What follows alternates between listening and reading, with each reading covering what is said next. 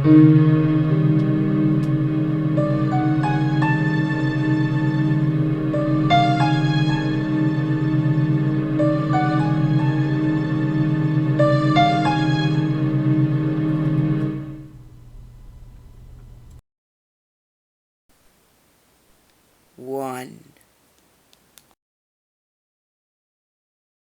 Once my family went to a cemetery in our town, the only one known as Haunted. And while we were chilling around the grave of our great-grandparents, we saw across the cemetery a very tall, very pale, bald white man in a black tuxedo. My God, he was tall. Horrifyingly so. He just seemed weird and definitely creeped us all out. He walked like he didn't see us, then walked up to a tree line, grabbed something by the tree, rubbed his forehead, and walked into the woods. There was no path there or anything. I was 9 and I didn't think too much of it, except for the fact that it terrified my brother, so I started making fun of him. Then I realized that my parents were concerned as well, and we decided to leave right away.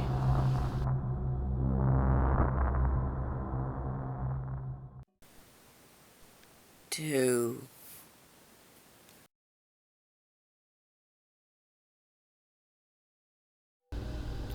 I was 20 years old and in a smallish supermarket one day with my friend.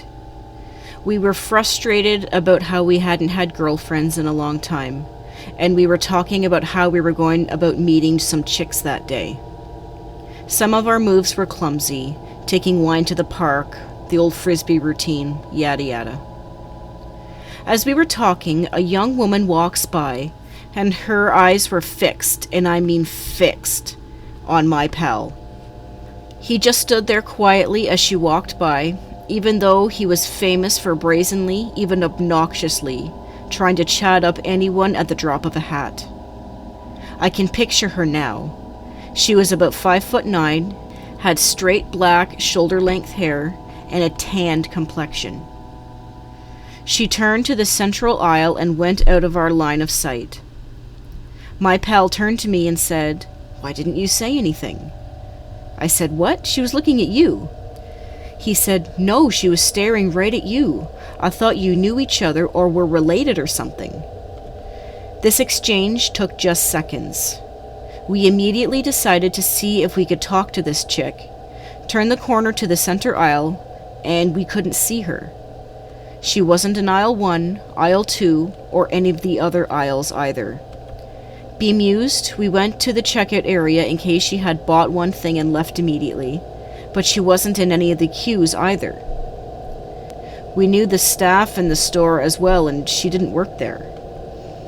God knows what happened. It wasn't a big place. It was as if she had just vanished. Although it was a small town, we had never seen her before, and we've never seen her since.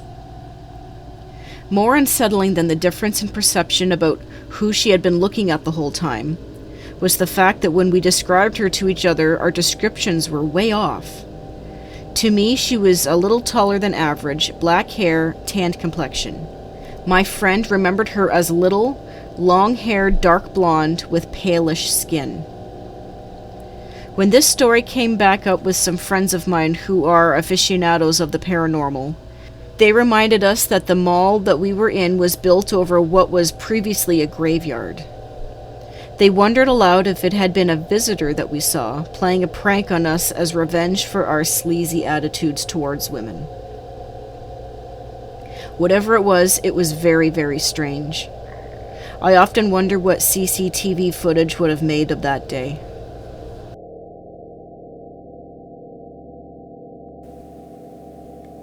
Three.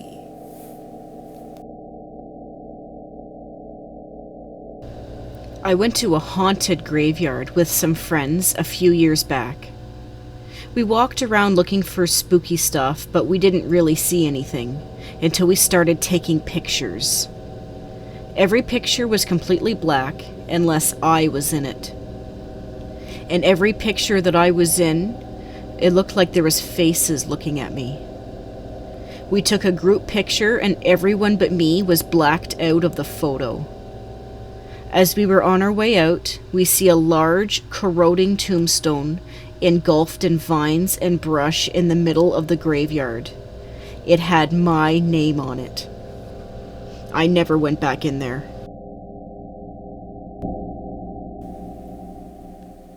4.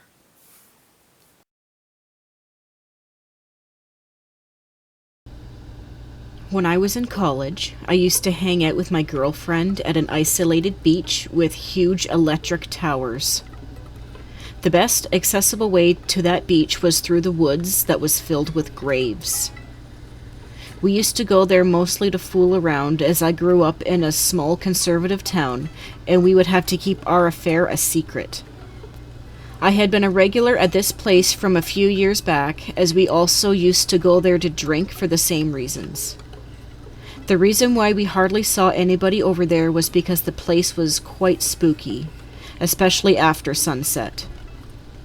Being a teenager, I refused to be scared, and we even went there in the middle of the night, sat on the graves to drink, and once with a lot of difficulty I even managed to get our car on the beach. I had raced it very near the water and it got stuck in the sand. We had spent the rest of the night getting it out of the sand. Some of the other things which made the place more spooky was the buzzing of electricity from the towers, occasional sacrificed animals hanging off the trees. Once I saw a carcass of a sacrificed dog hang there for about a month, rotting away till only its bones and skin were blowing in the wind. And there were 2 beggars who looked like witches. They gave you blessings if you paid them, but cursed you if you denied paying them. Now that I have described the place, let me begin with the story. One evening, me and my girlfriend had decided to visit the place. When we had reached there, it wasn't even dark yet. But as soon as we entered the woods, my heart started pounding and I got a very strange feeling inside me. I felt scared. There wasn't any point in discussing it with my girlfriend, because there was nothing to be scared of, and she didn't like the place much initially. But I was the one who had convinced her that this was the best place in the world to hang out. Anyway, we passed the woods and the graveyard and reached the beach. The feeling inside me had grown stronger. Something just didn't seem right. I refused to accept it because I had visited this place countless times before. When I looked at the woods from the beach, it seemed that I heard a horde of animals making noises and running our way, although in reality there was nothing like that. I couldn't take my eyes off the woods. All I started thinking about was that how will I pass through the woods once it gets dark, and it had just started getting dark. We had seen many beautiful sunsets from that beach, but that particular sunset wasn't beautiful, but it was a sight of horror. Because of the fear, I stood there, not talking much with my girlfriend. She was also quite silent, and we were struggling to make small talk. After 15 minutes, she told me, "Can I tell you something very stupid?" I asked her to go ahead. She told me how she was feeling scared from the moment that we stepped into the woods, and she had never felt something like that before. Also, she said that she was feeling the presence of wild animals in the woods. I couldn't believe that she was experiencing the exact same thing that I was. She told me that we should get out of there as she was feeling almost sick. But I didn't freak out. Instead, I told her that we should just get out of there as she was not feeling comfortable. It was a race against time as it was now almost dark. We sprinted through the woods and got out of there. Both of us felt such relief once we were out of the woods. Once we were out, I explained to her how I was feeling the same fear, but I didn't tell her because I didn't want her to freak out any more than she already was. We visited that place even after this incident, but never had the same experience again. I have never experienced something like that in my life, and I never want to again. I got goosebumps just telling this story.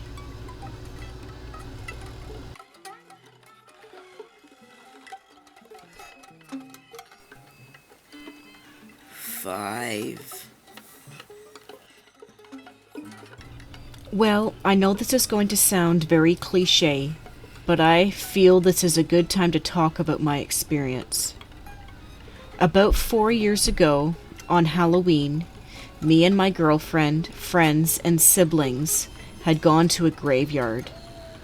This is the usual on Halloween to try to get a good scare put into ourselves, just like many high schoolers did and still do, and a scare me and my girlfriend got. In fact, the only reason I'm not an atheist is because of what happened to us that night. We were walking around the edge of the graveyard, by our lonesome, approaching this peculiar tree, and we heard a strong and terrifying roar. I don't know how to explain this sound in words, but believe me, it was very distinct and real. We both looked, but it was too dark to really see anything, and my girlfriend was in tears and wanting to go back to the car. So I took her back. I was trying to hold it together and assumed it could only be a joke. But as we arrived to the car, everyone was already in the car, just talking and eating a few snacks. I double-checked just because I knew, or thought I knew, that it was a joke. I asked if any of them were walking around out there around us, but none of them were. It was just us. They would have had to race around us to get back to the car if it was a joke, and we were the only vehicle there. I didn't say why I was asking because it would just sound like I was wanting attention and I was being stupid. Nobody else knows except me and my girlfriend. I go there sometimes with only a few friends every Halloween, just to see if I would hear it again. Of course, they don't know that that's the main reason, but I just want to hear it again to know that I'm not crazy. Also, we never walked across any graves or disrespected the property in any way.